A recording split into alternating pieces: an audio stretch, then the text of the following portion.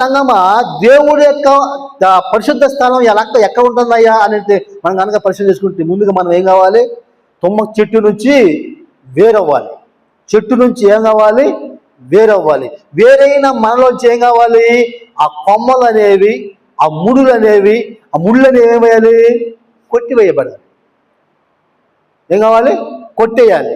ఇప్పుడు ఒక కొమ్మ నరుక్కున్నాం అనుకోండి, ఆ కొమ్మే దానికి ఉన్న ముళ్ళు కొమ్మలు అన్ని కూడా తీసుకుని అవన్నీ వెళ్తాం, అడితికి వెళ్ళాం. ఎలా చేస్తామంటే అది కొడవలు పెట్టి చిన్న చిన్న ముళ్ళు కొమ్మలు అన్నీ కూడా చెక్కుతాం. అలాగే మన ఆత్మీయ జీవితంలో కూడా అలాంటి ముళ్ళు అనేవి కొమ్మలు అనేవి ఏం కావాలి?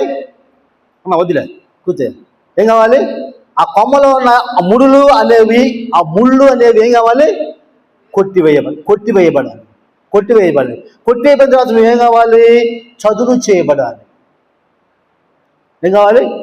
చదును చేయబడాలి. చదును చేయబడిన నీవేం కావాలి? నునుపు చేయబడాలి. అర్థమైందా?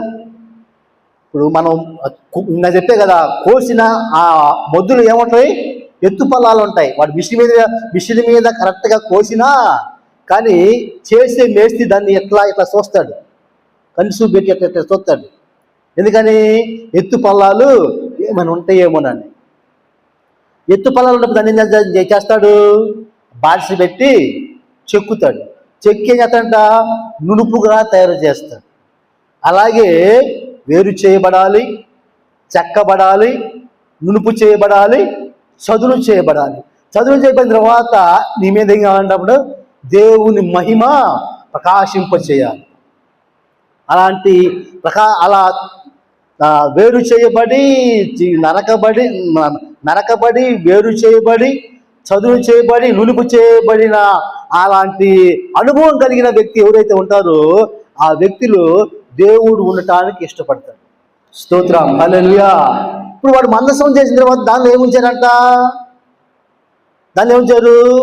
మోషే ధర్మశాస్త్రం ఉంది, అహరోను కర్ర ఉంది, అలాగే మన్నగల పాత్ర ఉంది. అలాగే ఇశ్రాయేలులు ఎక్కడికి వెళ్ళినప్పటికీ కూడా ఆ మందసాన్ని పోసుకుంటూ వెళ్ళిపోయారు.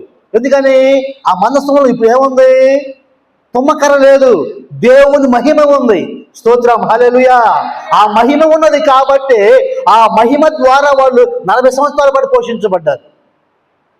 అవునా కదా? ఆ దేవుని యొక్క మందసం ఉన్నది కాబట్టి, దేవుని యొక్క మందసం వారికి తోడుగా ఉన్నది కాబట్టి ఇశ్రాయేలు 40 సంవత్సరాల పాటు